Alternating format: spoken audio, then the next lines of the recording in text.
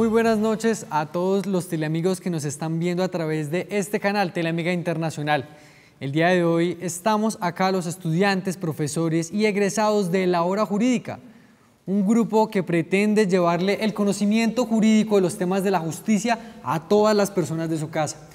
Soy Felipe Torres, expresidente del Consejo Estudiantil de la Facultad de Derecho de nuestra Universidad La Gran Colombia, y voy a presentar el programa para que todos ustedes consulten sus dudas sobre el tema del día de hoy, la conciliación. Recuerden que ustedes pueden comunicarse en vivo, llamarnos para que nos hagan sus preguntas y las respondamos. El teléfono en Bogotá es 287-8355, también pueden por WhatsApp al 322-845-8232.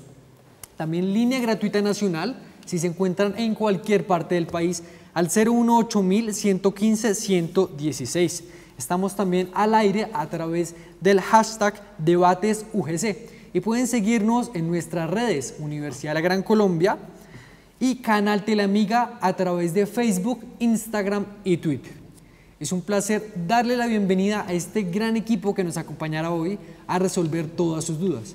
En primera medida estamos con David Méndez, abogado de la Universidad La Gran Colombia y especialista en Derecho Administrativo, cursando la especialización actualmente. Buenas noches, David, ¿cómo está? Hola Felipe, muy bien, gracias a Dios, muchas gracias por haberme invitado y saludamos muy cordialmente a todos los teleamigos que en este momento están sintonizados con nosotros y la invitación es la misma, para que nos sigan escuchando, sintonicen este programa tan chévere que vamos a realizar el día de hoy y nos sigan a través de las redes sociales. Así es, David. Y también estamos con el talento de nuestros docentes UGC.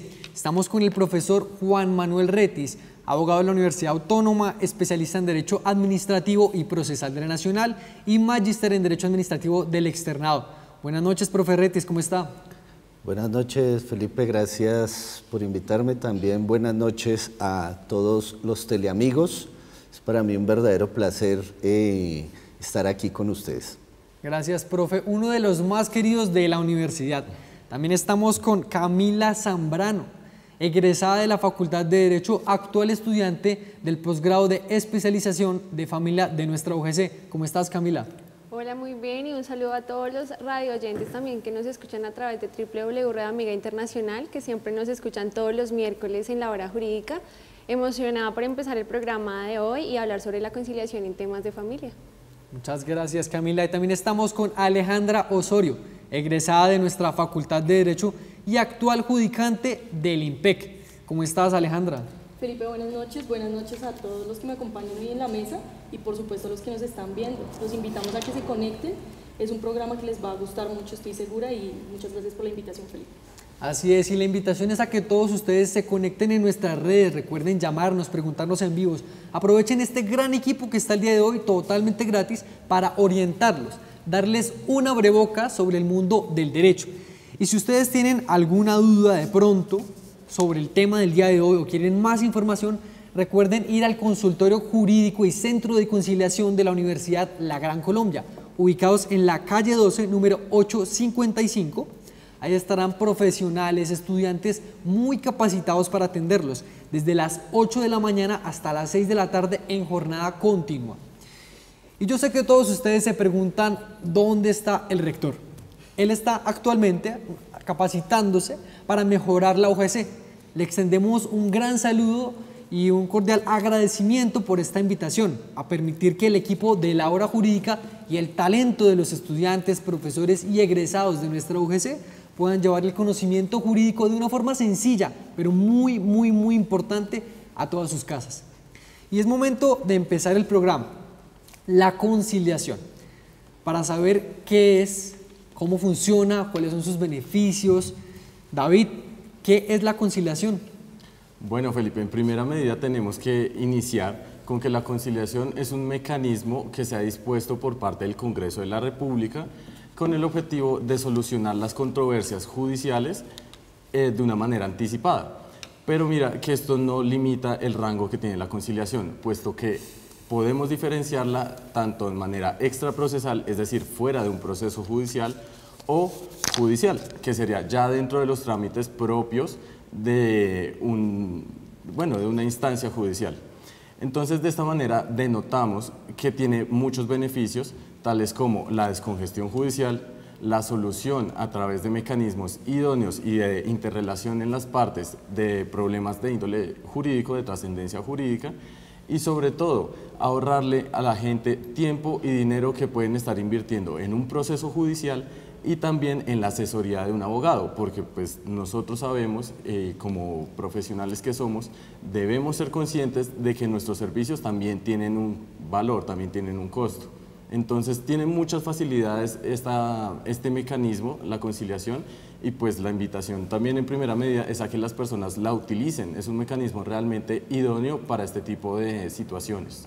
Y qué mejor ejemplo, David, que un profesional que actualmente se encuentra asesorando y litigando a muchas personas, que nos cuente cómo ha sido su experiencia con la conciliación, en especial en el consultorio de nuestra universidad. Profe Juan Manuel, ¿qué tal es conciliar en la Universidad de la Gran Colombia? A ver, la Universidad de la Gran Colombia, tanto en su consultorio jurídico como en el centro de conciliación, presta un servicio idóneo para todos aquellos que se ven dentro de un determinado conflicto y quieren solucionarlo ellos mismos. Recordemos cómo el Premio Nobel de Economía Ronald Coase en alguna oportunidad mencionaba que acudir al Poder Judicial aumenta los costos de transacción para las partes que se encuentran en conflicto. Cuando los costos de transacción se aumentan por acudir al sistema judicial, en especial un sistema judicial como el nuestro, que es moroso y congestionado, los costos de transacción se reducen si las mismas personas solucionan sus controversias. Para esto, el constituyente colombiano, en el artículo 116 y en diferentes normas jurídicas, el legislador ha establecido la conciliación, puesto que es un mecanismo autocompositivo para dirimir diferentes controversias que se suscitan en la vida diaria. Así es, profe. Y recuerden todos ustedes que cualquier duda o inquietud, diríjanse al consultorio jurídico y centro de conciliación de nuestra Universidad La Gran Colombia. David, una pregunta que queda en el ambiente, y es que, por ejemplo, para civil, demandar en civil, es necesario conciliar porque la ley estableció mecanismos para descongestionar los despachos. Uno de ellos es este llamado requisito de procedibilidad. ¿Cómo funciona, David? Sí, Felipe, como bien lo has mencionado, en algunos procesos, no solo del área civil, sino en términos generales de casi todas las áreas del derecho, antes de acudir a la Administración de Justicia, nosotros debemos intentar la solución de la problemática jurídica de una forma directa con la contraparte. Sin embargo, acá es de aclarar que en la conciliación interviene un tercero, denominado conciliador, pero el papel de él es únicamente de coadyuva en este proceso. Es decir, él está encargado de mostrarle a las personas, a las partes, los beneficios de la conciliación, los múltiples ahorros que pueden tener, tanto de índole económico, como lo mencionaba el doctor Retis, como en materia de tiempo. Incluso esta mañana estaba leyendo algo muy interesante y hacían la comparación de la duración de un proceso judicial en Colombia con lo que se podría realizar en ese tiempo. Y se tiene la medida de que aproximadamente, por agilidad, un proceso judicial dura 4 años. Entonces ahí colocaban, en 4 años puedes tener un hijo, en 4 años puedes desarrollarte mejor académicamente, en 4 años puedes desempeñar una labor mucho mejor de índole profesional. Entonces son muchos los beneficios que tiene la conciliación. Pero David, no solo 4 años, en 5 años ustedes pueden ser profesionales de la Universidad de la Gran Colombia, estudiantes de Derecho que transformen el país. Camila, la conciliación tiene muchos beneficios, entre ellos la gratuidad, el acceso en todos los centros de conciliación de las universidades del país. ¿Cuáles más? Bueno, yo creo que también hay que recalcarle a nuestros televidentes y a nuestros radioamigos y teleamigos es que no solamente es el tema de la gratuidad, sino el de poder establecer acuerdos posibles y acuerdos de larga duración. ¿Qué quiere decir esto? Que no entremos a un proceso judicial, sino también que podamos establecer un acuerdo con la contraparte que se pueda cumplir y que la persona se comprometa a pagar, digamos, dependiendo del tema que sea, a cumplir con esa, digamos, con esa obligación. De igual forma es el tema de las soluciones rápidas, es una de las ventajas de la conciliación, así como evitar confrontaciones dolorosas que en muchas ocasiones se presentan cuando uno adelanta un trámite judicial. Así es, Camila, y en muchas ocasiones cuando se demanda, los costos económicos, de tiempo, son costosos y además que pudieran generar más conflictos. El juez decide en un proceso demorado, que las partes requieren luchas emocionales, pero Alejandra, creo que también las conciliaciones, según la ley, pasan a ser mérito ejecutivo. Cuando conciliamos, por ejemplo, en el consultorio de la Universidad de la Gran Colombia, en el Centro de Conciliación, esa acta de conciliación puede ser demandable si no se cumple. ¿Cómo es esto, Alejandra? Sí, Felipe, para aclararle a todas las personas que nos están viendo, creo que el ejemplo más fácil con el que se puede plasmar esto es una conciliación por alimentos. Cuando el padre no se compromete, bueno, en el ejemplo del padre, se logra la conciliación, se lleva adelante la conciliación, se tasan, digamos, los beneficios que va a recibir el menor y demás, y en el evento en el que la parte que se haya comprometido incumpla, esta acta de conciliación que se elevó cumple los mismos o tiene los mismos efectos que una sentencia, sin necesidad de todo el trámite al que conlleva un proceso judicial. Entonces, con esa acta de conciliación se puede iniciar un proceso ejecutivo, es decir, un proceso mediante el cual se haga efectivo lo que se acordó en la audiencia de conciliación, Felipe. Así es, Alejandra, y ustedes también pueden conciliar en equidad ante los jueces de paz, una institución que actualmente se encuentra en las casas de justicia y en otras fuentes locales para que ustedes resuelvan sus problemas de forma más práctica. Pero salimos a la calle y le preguntamos a las personas sobre algún caso de estos litigios y cómo podemos resolverlo. Vamos a ver el video.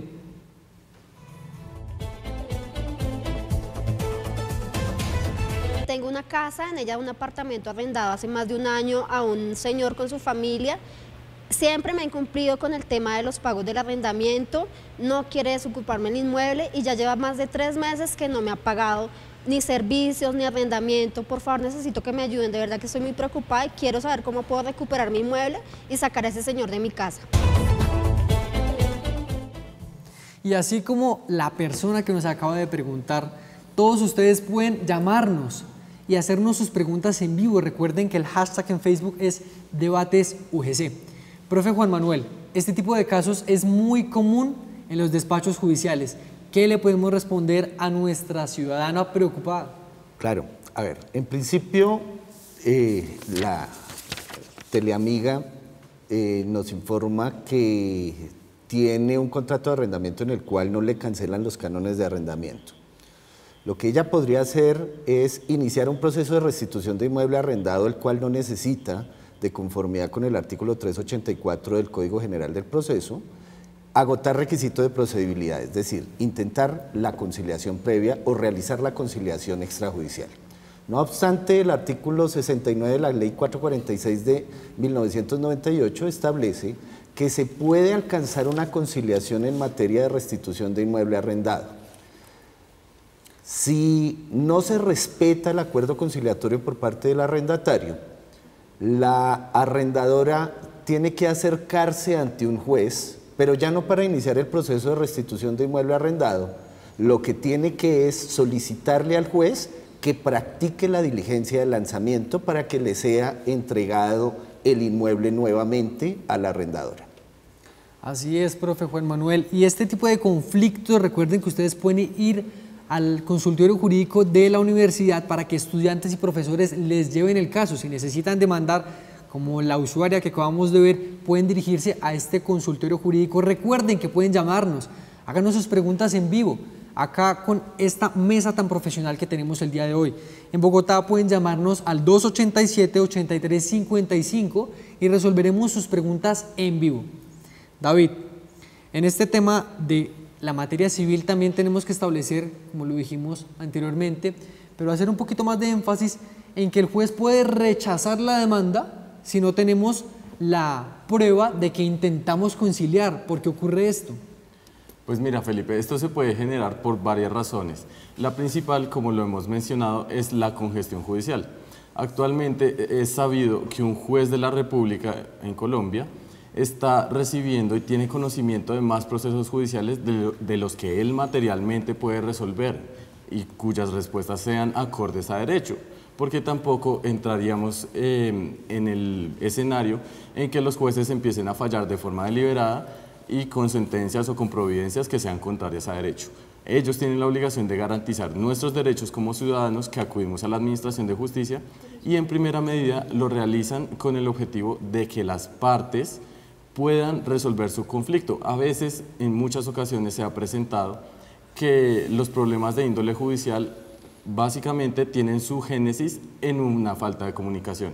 Situaciones que a veces no ameritan acudir ni accionar el aparato jurisdiccional terminan en conocimiento de un juez de la República, cosa que si podemos evitar, estamos nosotros también como abogados en la obligación de propender. Así es, David, y una cifra alarmante. El año pasado ingresaron a la rama judicial más de 2.700.000 procesos de diferentes asuntos. Entonces, este tipo de mecanismos como la conciliación, la mediación, el arbitraje y otros de los que hablaremos muy pronto en varios programas o en la hora jurídica, evitan que el proceso judicial se demore o que los despachos judiciales sigan acumulando más expedientes. Pero Camila, el tema de la conciliación abarca todas las ramas del derecho, en especial en la tuya, que estás cursando la especialización en Derecho de Familia. ¿Cómo funciona en este ámbito la conciliación? ¿Qué trámite debe seguirse?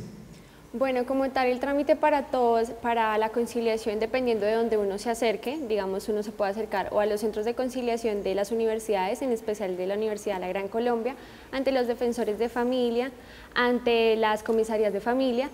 El trámite que se debe seguir es, de pronto, uno lleva o hace como una especie de solicitud por escrito donde uno conste los hechos, conste el nombre de la persona que pretende ser el convocante y las pretensiones que quiera adelantar en la conciliación, dependiendo del área, sea de familia, sea civil.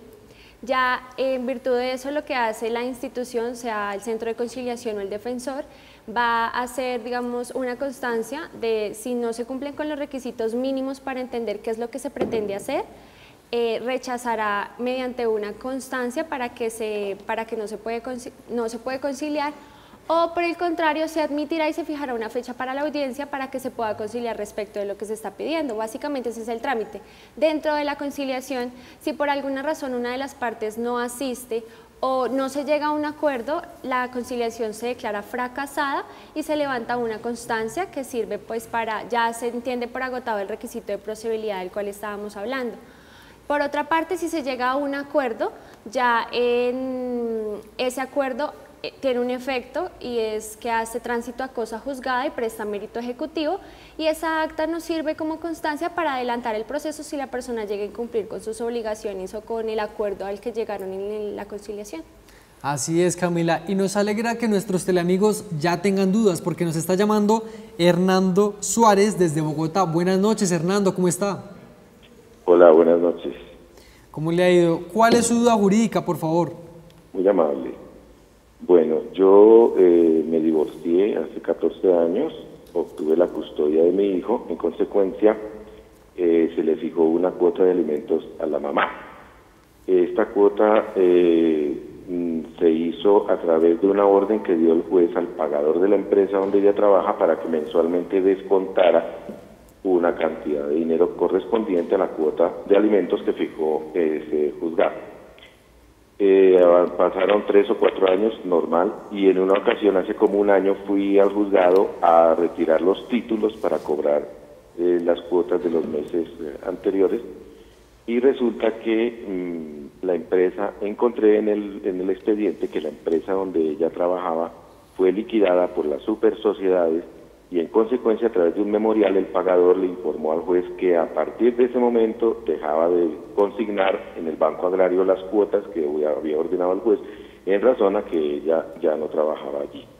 Yo entré a una página de internet que se llama RAF, que es el Registro Único de Afiliaciones, y encontré que la mamá de mi hijo está trabajando, está afiliada a Compensar y tiene el registro activo. Entonces hice una consulta con un abogado que me dijo que de acuerdo con el nuevo Código General del Proceso, yo debía solicitar a la EPS que certificara en dónde trabaja, qué salario devenga, etcétera, etcétera, cosa que obviamente la EPS no me brindó esa información por razones obvias, no la brinda, pero que el Código General del Proceso exige que ese requisito se allegue con un memorial para informar al juzgado que por favor solicite a la EPS esa información a fin de que se determine exactamente en dónde trabaja, cuánto sueldo devenga, qué clase de contrato tiene, etcétera, etcétera, para reactivar el pago, incluso hacerle pagar con retroactividad las cuotas que dejó de pagar y que se continúe descontando de su salario a través de títulos al Banco Agrario. La duda mía es que me han dicho que mi hijo en este momento ya tiene 21 años y que él es quien debe continuar con el proceso, ya no yo en calidad de demandante. Esa es la primera pregunta. Y la segunda es que el memorial aquel entró al despacho, al juzgado, yo lo radiqué en diciembre 8 o 10 del año pasado, es decir, ya vamos para 6 meses y el expediente continúa al despacho. ¿Qué hay que hacer para que el juez, porque se trata de un tema de alimentos, o sea, si eso no es prioritario, máxime cuando la Constitución dice que los derechos de los menores, aunque mi hijo ya no es menor, pero es de un proceso que se inició cuando él tenía 12 años, prevalecen sobre los derechos de los demás, pero en el juzgado se durmió o se les perdió el expediente, no sé qué pasó ahí. Esa es la duda que yo tengo. Muchísimas gracias, felicitaciones por el magnífico programa. Muchas gracias, Hernando, por su pregunta, y recuerden que todos ustedes pueden llamarnos en Bogotá al 287-83-55 y hacernos sus preguntas en vivo para que las respondamos. En este caso hay que remitirle la pregunta al profe Juan Manuel porque ha tenido experiencia en este litigio. El radio oyente y teleamigo que nos está viendo, ¿qué debería hacer, profe Juan Manuel? A ver, el teleamigo está evidenciando lo que es acudir a nuestra administración de justicia. No hay que verlo como una situación especial en su proceso. La verdad, la mayoría de trámites dentro de nuestro sistema judicial son demorados. Un punto importante es que para que su hijo pueda seguir reclamando alimentos, tiene que acreditarle al juez que en este momento está estudiando. Él tiene derecho a reclamar alimentos hasta los 25 años, siempre y cuando se acredite efectivamente que él se encuentra o en una situación de incapacidad o que está estudiando. Además, es importante el aspecto que él nos comentaba de aportar el derecho de petición para que se pueda, por parte del juez, ordenarle a la EPS el certificar quién es el empleador de la madre del hijo del televidente. En ese orden de ideas se puede incluso solicitar medidas cautelares sobre el salario de la madre. Así es, profe Juan Manuel, aquí ayudando a todas las personas en temas de justicia y del derecho, uno de los fines de la hora jurídica y de los profesionales de la Universidad de la Gran Colombia.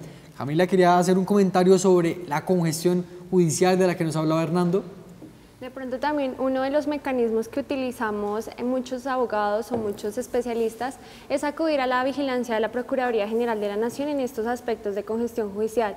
Si de pronto el proceso está muy demorado, si no quiere salir del despacho, a pesar de que uno ha radicado memoriales de impulso, uno puede acudir a la Procuraduría para que haga vigilancia sobre el proceso y especifique y hable con el juez a través de memoriales para saber qué es lo que está pasando y por qué se está demorando tanto. Obviamente la congestión en los despachos es abundante, pero es un trámite que de pronto puede adelantar el televidente. Así es, y recuerden que todos ustedes pueden comunicarse para resolver sus dudas. Vamos a una pausa y ya volvemos a hablar sobre la conciliación en derecho administrativo y laboral. No se desconecten de Teleamiga Internacional.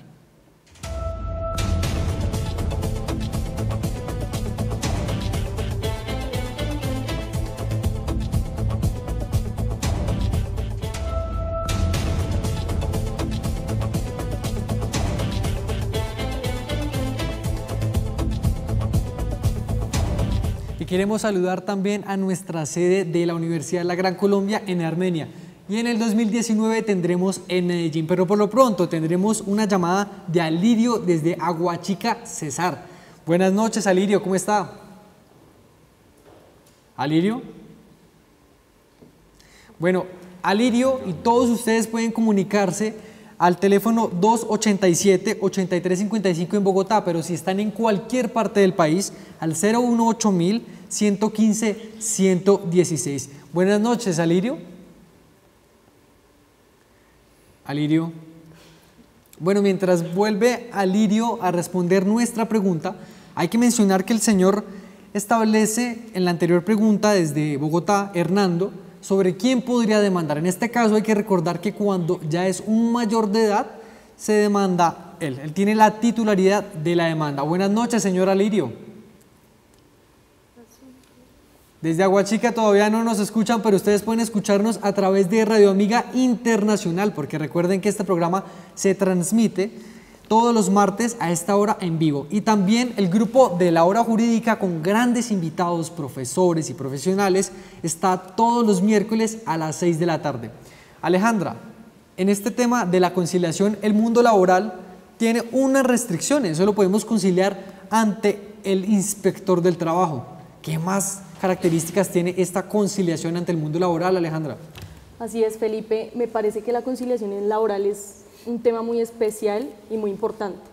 Especial porque tiene un régimen muy concreto, o sea, tiene unas disposiciones muy exactas, por eso es especial, y es importante porque creo que todos estamos o hemos estado envueltos en una relación de trabajo.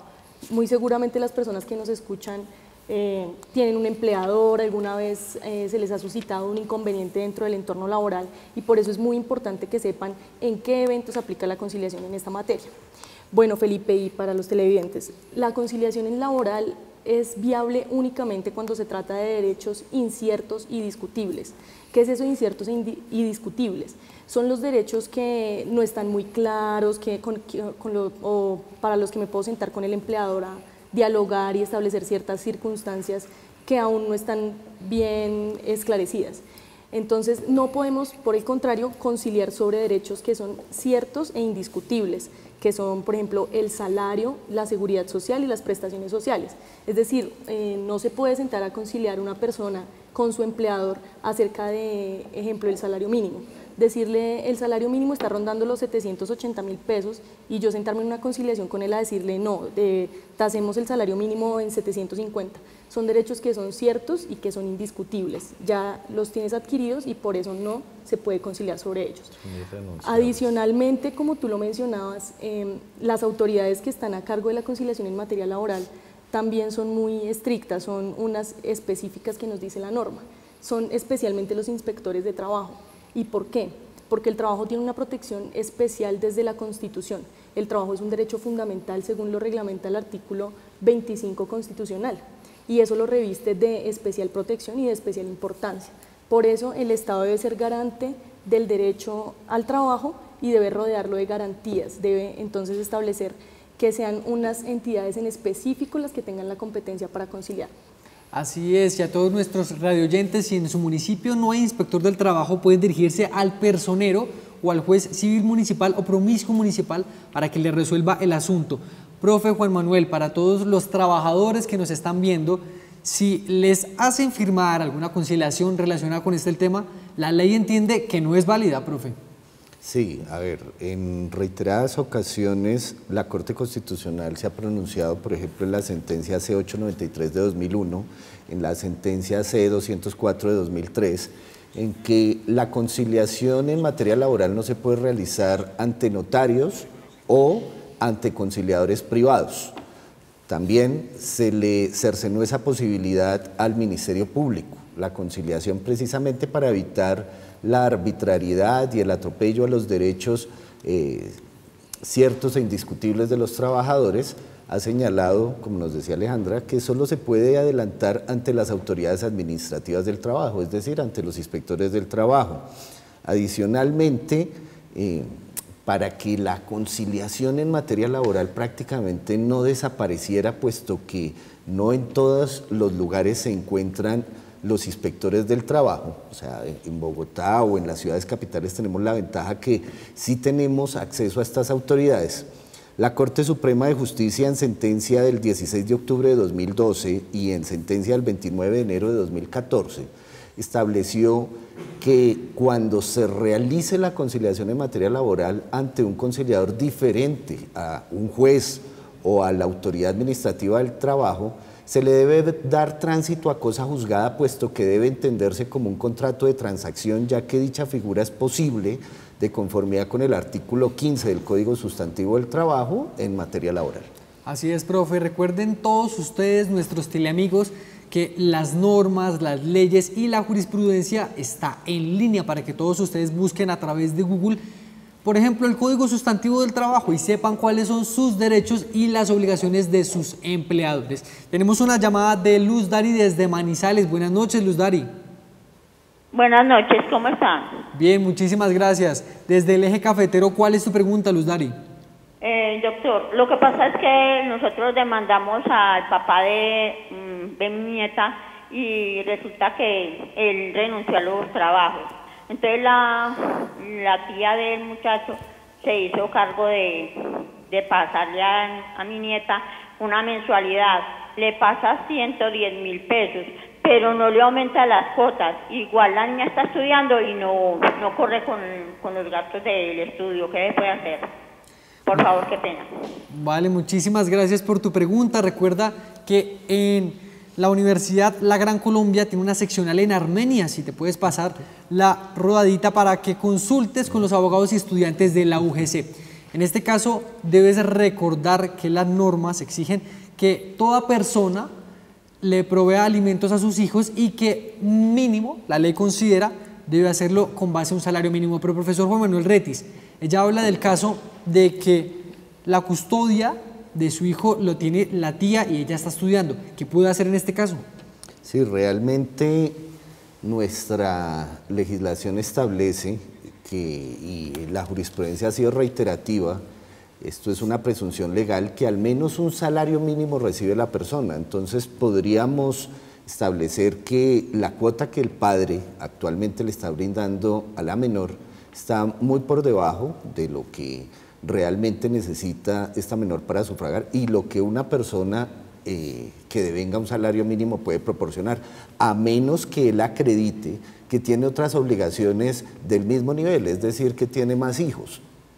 Muchísimas gracias, profe. Y recuerden que todos ustedes pueden también preguntarnos a través de la línea de WhatsApp, que es 322-845-8232, como Noel, que ciudadano venezolano nos hace una pregunta y habla sobre que tiene una esposa y ella dice que tienen un hijo juntos, pero él tiene dudas, él no está seguro. ¿Qué puede hacer Camila para que él verifique que sí es el padre? Bueno, efectivamente, si en el registro civil de nacimiento aparece él como padre, él puede impugnar la paternidad, teniendo en cuenta pues una serie de lineamientos que, pues, de ser el caso, se puede acercar al centro de conciliación más cercano que pueda encontrar. En ese sentido, uno investiga la paternidad del niño si no está seguro, y eso tiene un término dependiendo de la fecha de que nació el menor. Y a partir de eso, pues ya podríamos saber y él podría tener la certeza de si es el padre o no del menor. Hay que tener en cuenta también que las personas y los menores de edad no se pueden quedar sin un padre, entonces seguido a esa impugnación de la paternidad, vendría la investigación de la paternidad para saber y conocer quién fue el verdadero padre del menor. Recuerden que todos ustedes pueden dirigirse a los centros de conciliación y consultorios jurídicos de cualquier capital y ciudad que tenga universidades del país.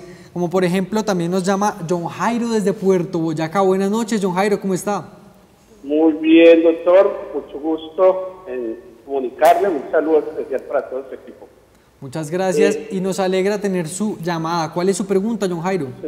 Mi pregunta es que adquirí una deuda con el Banco Popular. Soy persona pensionada en el 2012. Tuve un problema de un embargo de una cooperativa y a mí me están descontando por nómina. Me embargan y me descuentan por nómina lo de la cooperativa una cooperativa de Medellín. Bueno, me atraso con las cuotas del banco, no tenía con qué pagar. Concilio vía telefónica con un personal del Banco Popular de que yo no negaba la deuda. que apenas terminara el embargo, pues me siguieran descontando y que la única manera que podría ser que si el préstamo mío estaba por decir a 4 o 5 años, se prolongara 1 año. Fui, gestioné ante el juzgado, levanté el embargo y automáticamente me empezaron a descontar por nómina. Aparece una firma cobrándome por el año que me dejaron de descontarme, yo no sé cuántos días, y ya la suma va casi en 20 millones. Yo no niego la deuda, sino que basado en que el primer acuerdo vía telefónica me arrimo después de tantas presiones por esta empresa cobradora, arrimo a la oficina y no pude negociar, porque es que lo que en el 2012 debía 12 millones, según esta firma lleva sobre 18. A mí me descuentan 308.000 por este préstamo.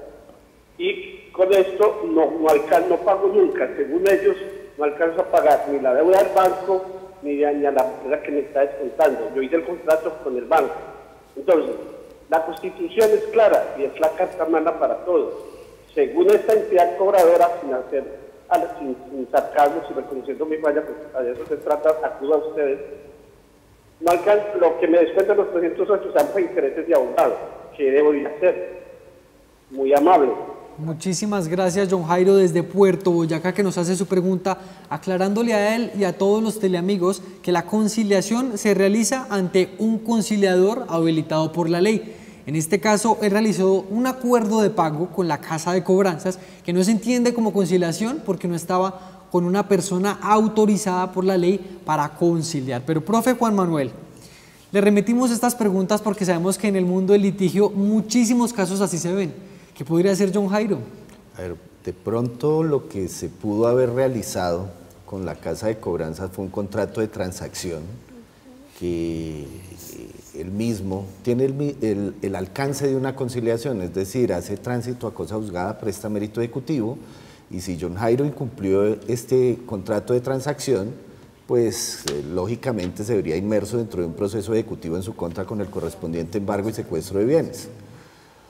Ocurre, John Jairo, que ante lo que usted ha expuesto, está en una situación en que el ejecutante, es decir, quien lo ha demandado, tiene la posibilidad de exigirle al juez el cobro de intereses moratorios, lo cual incrementa notablemente la obligación. Pero, ¿qué puede hacer usted? Ya que recordemos que en materia ejecutiva la conciliación no es viable, solo en materia judicial, es decir, la conciliación que se realice dentro del proceso ejecutivo. Lo que podríamos recomendarle es que inicie cualquiera de los procedimientos de insolvencia para persona natural no comerciante que se encuentran descritos en los artículos 531 y siguientes de la Ley 1564 de 2012. A través de estos procedimientos puede ser la negociación de deudas o la convalidación de acuerdos en un centro de conciliación avalado por el Ministerio de Justicia para funcionar como centro de conciliación para régimen de insolvencia de persona natural no comerciante. Usted podría llegar a un acuerdo con esta Casa de Cobranzas y señalarle los términos en los que usted puede pagar. No obstante, sí debe aclararse una situación, que para que usted pueda acogerse a este régimen, tiene que encontrarse en lo que se denomina cesación de pagos. Así es, profesor Juan Manuel Retis, y John Jairo también puede dirigirse para intentar llegar a un acuerdo de pago a la notaría o al juez más cercano, demandar ante la jurisdicción civil. Recuerde que puede consultar a través del consultorio jurídico de la universidad más cercana que tenga, o también las personerías prestan algunas funciones de asesoría gratuita en temas jurídicos. Y también una de las cuestiones que más preguntan las personas tiene que ver con el Estado, demandar al Estado, conciliar con el Estado. Es obligatorio realizarla. David, ¿cómo se tramita y ante quién? Pues mira, Felipe, este tipo de casos son bastante específicos porque pues, es el Estado el que está inmerso en la problemática jurídica. Sería una inobservancia si no se establecieran requisitos más rígidos para acudir a este tipo de jurisdicción. y sobre todo porque en últimas, si el Estado resulta condenado, los responsables de pagar el dinero seríamos nosotros. O sea, el dinero con el que se paga es el del arca pública. Entonces tiene unos requisitos más específicos, como lo son las conciliaciones, solo se pueden adelantar ante la Procuraduría General de la Nación. Ella es la entidad que tiene por excelencia este tipo de facultades y ante ella es a la única a la que podemos recurrir si queremos conciliar e intentar la conciliación. Sin embargo, ¿en qué casos procede? No en todos los casos de derecho administrativo procede la conciliación como requisito de procedibilidad que lo habíamos establecido anteriormente. Principalmente se presenta cuando hay cuestiones de índole económica, cuando podemos materializar lo que queremos en plata. Básicamente, ¿en qué tipo de procesos? Nulidad y restablecimiento del derecho, reparación directa principalmente, algunas cuestiones de controversias contractuales podrían entrar ahí también. Y pues de pronto tocaría analizar específicamente el tema, pero en materia de administrativo laboral se podría llegar a realizar bajo las condiciones que ya mencionamos. Recuerden todos ustedes que el derecho administrativo es el de nosotros los ciudadanos con el Estado, con las entidades públicas de derecho administrativo, como por ejemplo las reparaciones directas cuando se causa un daño o las nulidades cuando el Estado a través de un acto administrativo hace mal una liquidación o debe corregirse un error. Y tenemos también una llamada desde Antioquia. Recuerden que la Universidad de la Gran Colombia en el 2019 abrirá en Medellín. Estamos con Ramiro Ramírez de Puerto Nare. Buenas noches, Ramiro. Muy buenas noches, ilustrísimos, para felicitarlos por el programa. Muchísimas gracias, Ramiro. Necesito hacer una consultica a los profesionales que tiene ahí. Es lo siguiente, resulta que a mí me mataron un hijo el 8 de noviembre del 2016, perdón. Resulta, me lo matan, él tenía 33 años, eso está en el programa del 4 de marzo de este año, el 7º día. Resulta que él, por defender a una muchacha que no era ni arte ni parte de él, simplemente el tipo la estaba ultrajando, él salió en defensa de ella y el tipo me le pegó 3 puñaladas y me lo mató. Ahora el 6 de abril lo condenaron a 29 años de cárcel por el homicidio. Él tenía la casa por cárcel cuando me lo mató. Y fue nuevamente agarrado y le metieron 29 años de cárcel. La pregunta mía es, ¿qué puedo hacer en contra del Estado, siendo que el Estado en esos momentos era responsable de la custodia de ese tipo? Porque yo estoy de pronto reclamando un derecho en que el Estado debe indemnizar a la familia, principalmente a la mamá y a las hermanas que fueron quienes estuvieron pendientes todo el tiempo de él. Entonces, esa es mi pregunta, ¿qué puedo yo hacer en contra del Estado, sabiendo que el Estado es directamente el responsable de ese tipo que me mató el hijo? Muchas gracias, muy amable. Los felicito por el programa. Muchísimas gracias, Ramiro. Esperamos que todos los martes se conecte con Debates UGC a través de Teleamiga Internacional y con La Hora Jurídica los miércoles a las 6 de la tarde por Radio Amiga Internacional. Precisamente, profe Juan Manuel, estamos hablando del derecho administrativo y la conciliación. Sin duda alguna, él debe interponer una reparación directa. ¿Pero por qué, profe? ¿Qué características tendría? A ver, es cierto, Felipe, el televidente debe presentar una demanda de reparación directa en caso que efectivamente este homicida haya estado bajo una situación en la cual el Estado estaba bajo su custodia. En este orden de ideas se va a demandar al Estado puesto que incurrió en una falla en el servicio. Así, encontramos que este hecho administrativo o esta omisión administrativa, tendríamos que ver bien la situación en que se encontraba este homicida. Se encontraba bajo la custodia del IMPEC, asimismo tendríamos que indagar por qué un juez de ejecución de penas le dio ciertas libertades en materia de casa por cárcel o de una prisión domiciliaria, Y esta reparación directa, y en esto sí tiene que tener mucho cuidado el televidente, si su hijo fue asesinado el 8 de diciembre de 2016, la caducidad de la reparación directa se presenta el 8 de diciembre de este año, es decir, que tan solo le queda un poco más de 6 meses para presentar la demanda. Pero previo a presentar la demanda, obligatoriamente tiene que presentar la conciliación como mecanismo alternativo, pero en este caso sería un requisito de procedibilidad ante la Procuraduría delegada ante los jueces administrativos del lugar donde aconteció la muerte de su hijo. Así es, y para la duda de Ramiro Ramírez, también hay que establecer que hay procesos que se pueden actuar sin ser abogado. Si quieren saber cuáles, no se desconecten, vamos a una pausa y ya volvemos acá en Debates UGC.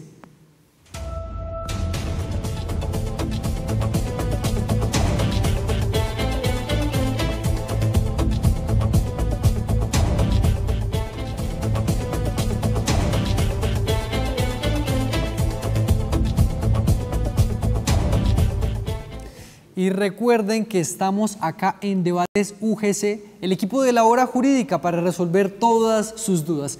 Camila, establecimos que hay algunos casos que no se necesitan abogado para tramitarlos en la jurisdicción de familia. 3 de ellos, por favor. Bueno, podemos encontrar lo que son las obligaciones alimentarias, sea fijación, exoneración o disminución de cuota alimentaria. Podemos encontrar los temas relacionados con la patria potestad y el cuidado de los menores y la impugnación de la paternidad. Así es, y recuerden que todos ustedes pueden hacernos sus preguntas en el WhatsApp 322-845-8232. Alejandra, una pregunta desde Mompox, Bolívar, a través de nuestro WhatsApp de Teleamiga.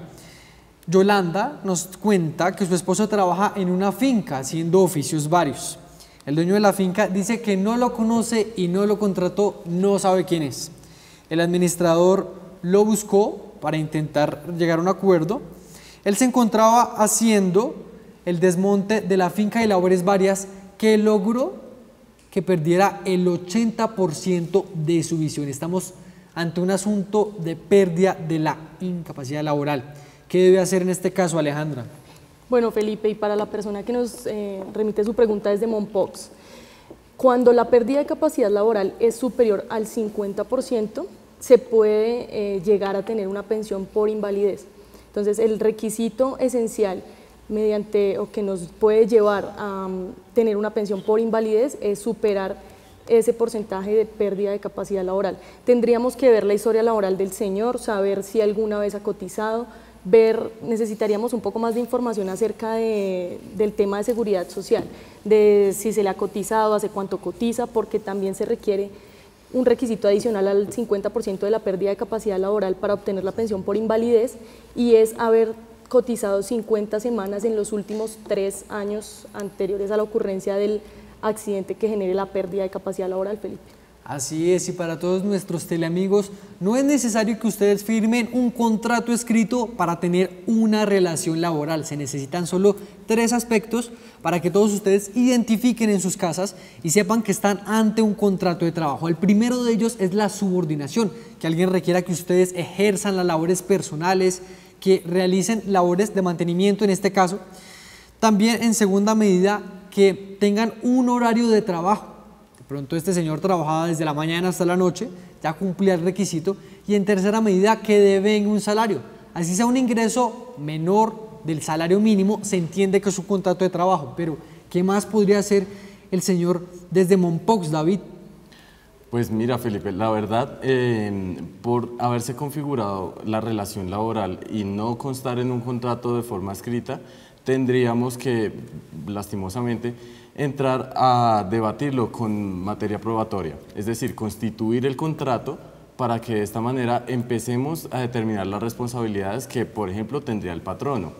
Podríamos también investigar, y con el material probatorio que sea requerido, la responsabilidad y en qué grado tiene que responder el patrono, puesto que pudo haber omitido una de sus responsabilidades en materia de seguridad, en materia de prestarle los elementos adecuados para que él ejerciera el trabajo, o situaciones así que se derivan también de responsabilidad directa del patrono y las cuales toca analizar de forma más detenida, pero sí podríamos proteger los derechos de esta persona, que en últimas es lo que realmente necesitamos. Así es, recuerden todos nuestros teleamigos que nuestra función como estudiantes de Derecho, profesores de Derecho y abogados es velar por la justicia, porque los derechos que ustedes tienen se hagan realidad. Por eso queremos también aclarar, profe Juan Manuel, que en este caso ella iniciaría la demanda, pero ¿qué más podría solicitar con tal de que el esposo que ella tiene pueda ver un mejor futuro para su desempeño? A ver, la idea es iniciar un proceso en que en principio, si la existencia de la relación laboral no constaba por escrito y era verbal, solicitarle al juez que declare la existencia de un contrato de trabajo y como resultado de ello se le reconozcan las prestaciones laborales, es decir, esos derechos ciertos e indiscutibles que hacen parte de toda relación laboral.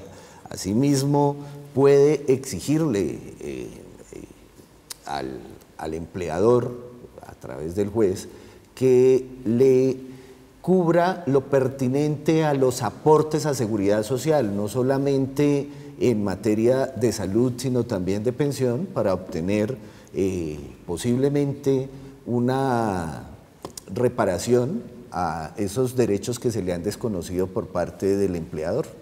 Muchas gracias, profe Juan Manuel, y a todos ustedes por habernos escuchado hoy acá en Debates UGC. Recuerden que somos el equipo de la Hora Jurídica, estudiantes, profesores y egresados de la Facultad de Derecho de la Universidad La Gran Colombia.